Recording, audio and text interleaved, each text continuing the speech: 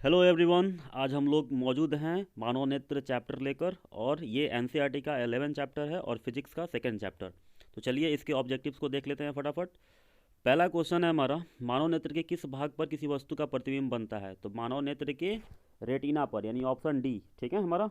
इस पर किसी वस्तु का प्रतिबिंब जो है बनता है।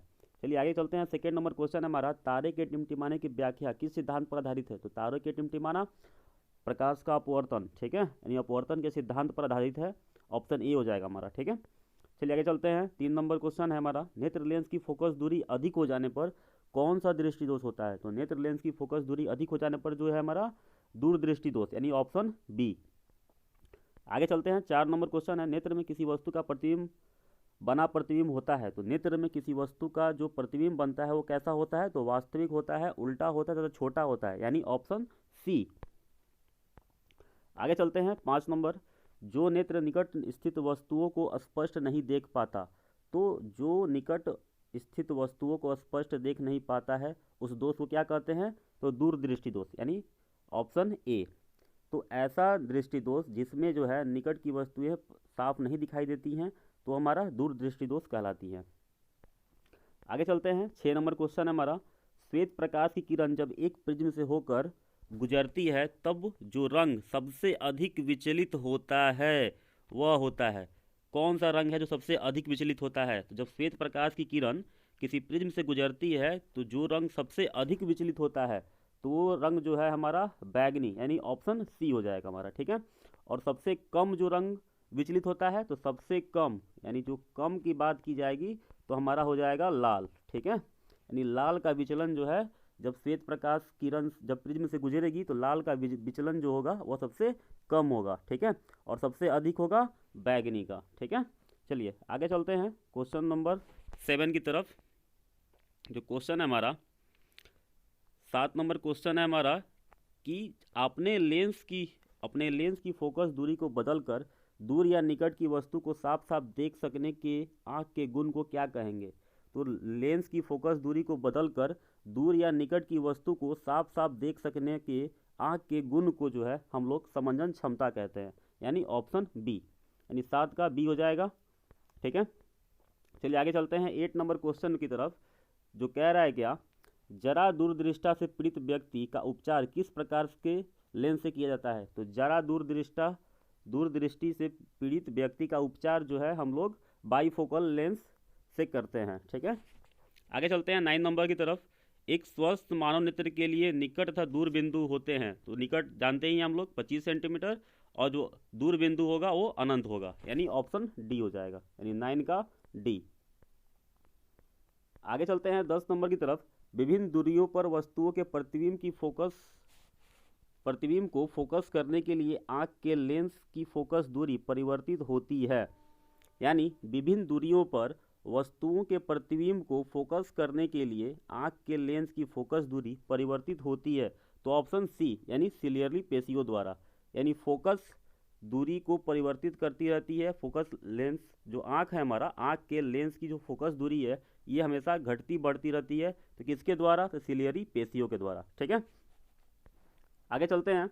जो नेत्र दूर स्थित वस्तुओं को स्पष्ट नहीं देख पाता उस नेत्र में होता है। तो जो नेत्र दूर स्थित वस्तुओं को स्पष्ट नहीं देख पाता उसमें होता है निकट दृष्टि दोष। आगे चलते हैं 12 नंबर, किस दृष्टि दोष में किसी वस्तु का प्रतिबिंब रेटिना के आगे बनता है? तो किस दृष्टि दोष में किसी वस्तु का प्रतिबिंब रेटिना के आगे बनता है? तो हो जाएगा निकट दृष्टि दोष, यानी ऑप्शन ए। आगे चलते हैं 13 नंबर, नेत्र की समंजन क्षमता कम हो जाने से उत्पन्न होता है। तो नेत्र की समंजन क्षमता कम हो जाने से जरा दृष्टि दोष उत्पन्न होता है। आगे चलते हैं 14 नंबर क्वेश्चन है, चंद्रमा पर खड़े अंतरिक्ष यात्री को आकाश प्रतीत होता है। तो चंद्रमा पर खड़े अंतरिक्ष यात्री को आकाश जो है वो काला प्रतीत होता है, यानी ऑप्शन डी। आगे है 15 नंबर क्वेश्चन, श्वेत रंग कितने रंगों के मेल से बना होता है? तो श्वेत रंग जो है वो 7 रंगों के मेल से बना होता है, डी, ऑप्शन डी।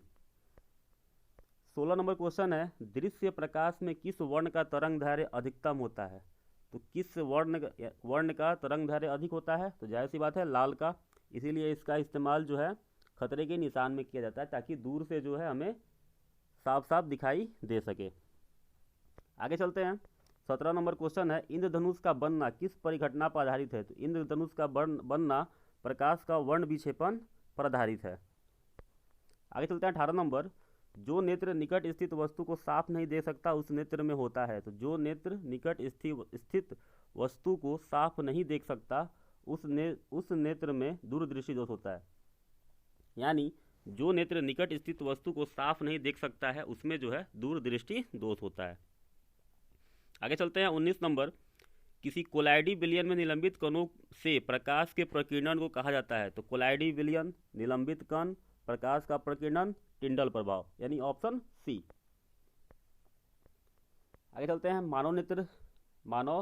सामान्य मानव नेत्र को दूरबिंदु, समान मानव का नेत्र का दूरबिंदु जो होता है वो अनंत पर होता है। ठीक है। आगे चलते हैं। 21 नंबर, निकट दृष्टि दोष वाले व्यक्ति के चश्मे में होता है। तो निकट दृष्टि दोष वाले व्यक्ति के चश्मे में अवतल लेंस होता है।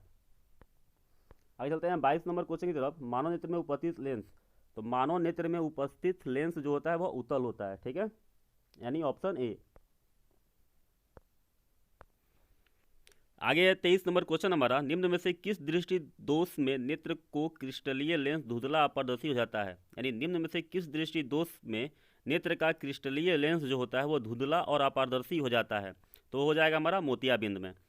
चलते हैं 24 नंबर में, स्पेक्ट्रम प्राप्त करने के लिए किसका उपयोग किया जाता है? तो स्पेक्ट्रम प्राप्त करने के लिए जाहिर सी बात है प्रिज्म का उपयोग किया जाता है, ऑप्शन डी। आगे 25 नंबर क्वेश्चन है, स्पेक्ट्रम में किस रंग की किरण का विचलन यानी झुकाव कम होता है? तो स्पेक्ट्रम में किस रंग का विचलन झुकाव? लाल रंग, पहले ही बता दिए हैं ऊपर वाले क्वेश्चंस में। चलिए 26 नंबर, दीर्घ दृष्टि के निवारण के लिए यानी दीर्घ दृष्टि दोष के निवारण के लिए उपयोग किया जाता है। तो किसका उपयोग किया जाता है? तो उत्तल लेंस का। आगे चलते हैं 27 नंबर क्वेश्चन की तरफ। प्रिज्म से प्रकाश की कौन सी परिघटना घटती है? तो प्रिज्म से प्रकाश का वर्ण विक्षेपण यानी 7 रंगों में बंटना, इंद्रधनुष का बनना। चलिए आगे चलते हैं। 28 नंबर, प्रकाश के किस रंग का तरंग दैर्घ्य सबसे कम होता है? तो प्रकाश के बैगनी रंग का तरंग दैर्घ्य सबसे कम होता है, यानी ऑप्शन ए हो जाएगा हमारा। ठीक है, चलते हैं 29 नंबर की तरफ। आकाश का रंग नीला प्रतीत होता है। तो आकाश का रंग नीला प्रतीत होता है प्रकाश के प्रकीर्णन के कारण। ठीक है, चलते 30 नंबर क्वेश्चन है, आंख व्यवहार करता है। तो आंख व्यवहार करता है तो किस की तरह करता है? तो यह उत्तल लेंस की तरह करता है, क्योंकि नेत्र में हमारा उत्तल लेंस होता है, इसलिए उत्तल लेंस की तरह ही व्यवहार करेगा। आगे है 31 नंबर क्वेश्चन, एक साधारण प्रिज्म कितने सतहों से घिरा होता है? तो साधारण प्रिज्म जो होता है वह 5 सतहों से घिरा होता है। तो एक साधारण प्रिज्म 5 सतहों से घिरा होता है। आगे है 32 नंबर क्वेश्चन, यदि किसी वस्तु का प्रतिबिंब रेटिना के पीछे बनता है तो वह व्यक्ति किस दृष्टि दोष से पीड़ित है?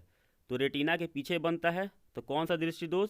दूरदृष्टि दोष। ठीक है, आगे चलते हैं 33 नंबर, किसी माध्यम में छोटे छोटे कणों के निलंबन को कहा जाता है। तो छोटे छोटे कणों के निलंबन को कोलाइड। ठीक है, 34 नंबर क्वेश्चन है, अगर अभी तक आपने जो है बाकी के चैप्टर्स के ऑब्जेक्टिव को सॉल्व नहीं किया है तो आप प्लेलिस्ट चैनल पर जाकर प्लेलिस्ट में जाकर जो है बाकी के चैप्टर्स के ऑब्जेक्टिव्स को जो है रिवीजन कर सकते हैं। ठीक है, चलिए आगे चलते हैं। 34 नंबर क्वेश्चन है हमारा, नेत्र गोलक का व्यास होता है। तो नेत्र गोलक का जो व्यास होता है लगभग 2.3 सेंटीमीटर होता है। ठीक है, आगे है 35 नंबर क्वेश्चन, विद्युत सिग्नल कौन उत्पन्न करता है? तो विद्युत सिग्नल जो है हमारा वह प्रकाश सुग्राही उत्पन्न करता है। चलिए आगे चलते हैं। 36 नंबर, सिग्नलों की व्याख्या कहाँ होती है? तो सिग्नलों की व्याख्या जो है हमारे मस्तिष्क में होती है।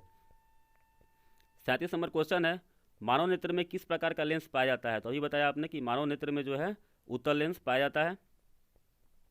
38 नंबर, पुतली के साइज को नियंत्रित करने वाला गहरा पेशीय डायफ्राम क्या कहलाता है? तो पुतली के साइज को नियंत्रित करने वाला गहरा पेशीय डायफ्राम परितारिका कहलाता है। ठीक है, आगे चलते हैं। 39 नंबर, आकाश की पुतली किस प्रकार कार्य करती है? तो आँख की पुतली किस प्रकार कार्य करती है?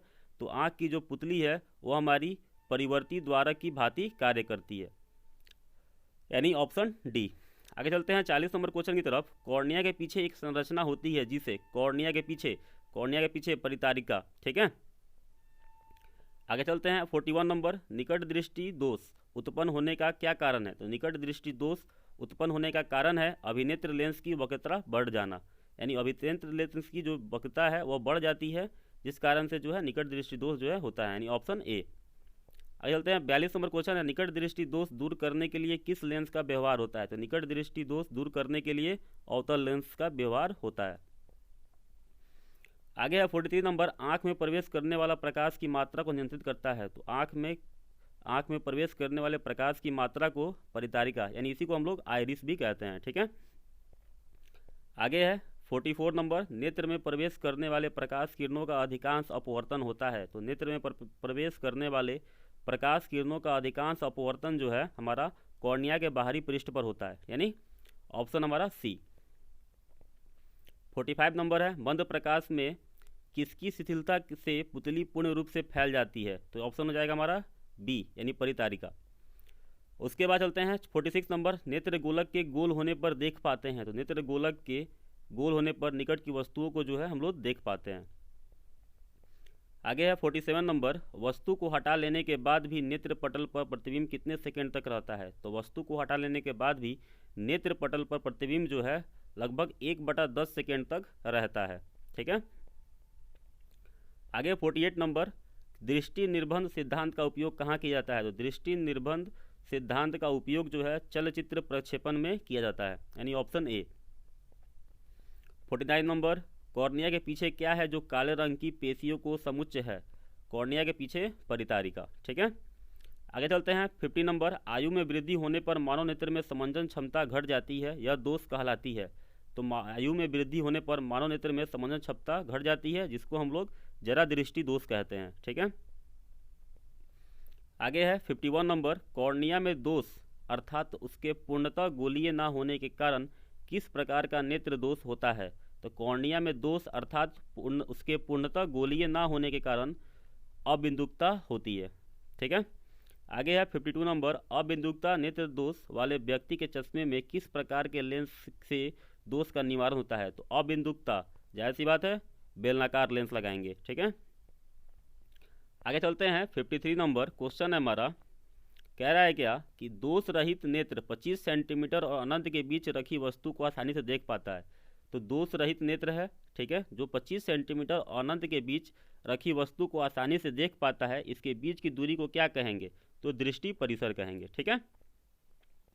आगे है 54 नंबर, मानव नेत्र 2 है अतः इनका दृष्टि क्षेत्र होगा तो 180 डिग्री होगा, ठीक है, यानी हम अपने आँख से लगभग 180 डिग्री का क्षेत्र जो है देख पाते हैं, ठीक है। आगे है 55 नंबर, दूर दृष्टि वाले आंखें साफ साफ देख सकती हैं तो दूर की वस्तुओं को, ठीक है। दूर दृष्टि दोष वाला है तो दूर की वस्तुओं को साफ साफ देख सकता है, ठीक है। दीर्घ दृष्टि होने का क्या कारण है? दीर्घ दृष्टि दोष होने का कारण है अभिनेत्र लेंस की फोकस दूरी का अत्यधिक हो जाना, यानी अभिनेत्र लेंस की फोकस दूरी अधिक हो जाती है जिस कारण से दीर्घ दृष्टि दोष होता है। आगे है 57 नंबर, अभिनेत्र लेंस की फोकस दूरी में परिवर्तन किया जाता है। तो अभिनेत्र लेंस की फोकस दूरी में परिवर्तन किया जाता है पक्षमाभि द्वारा, ठीक है, यानी ऑप्शन हमारा सी। आगे है 58 नंबर, रेटिना प्रकाश को परिवर्तित करता है। तो रेटिना प्रकाश को जो है विद्युत सिग्नल में परिवर्तित करता है। आगे है 59 नंबर, नेत्रदान करने वाले व्यक्ति की आयु सीमा होगी। तो नेत्रदान करने के लिए आयु सीमा इनमें से सभी, यानी ऑप्शन डी, यानी 10 साल, 25 साल, 60 साल, यानी आप किसी भी एज में जो है आप कर सकते हैं, ठीक है। आगे चलते हैं 60 नंबर, मृत्यु के पश्चात कितने घंटे के अंदर नेत्र निकाल लेना चाहिए? तो मृत्यु के पश्चात जो है लगभग 4 से 6 घंटे के भीतर जो है नेत्र को निकाल लेना चाहिए, ठीक है।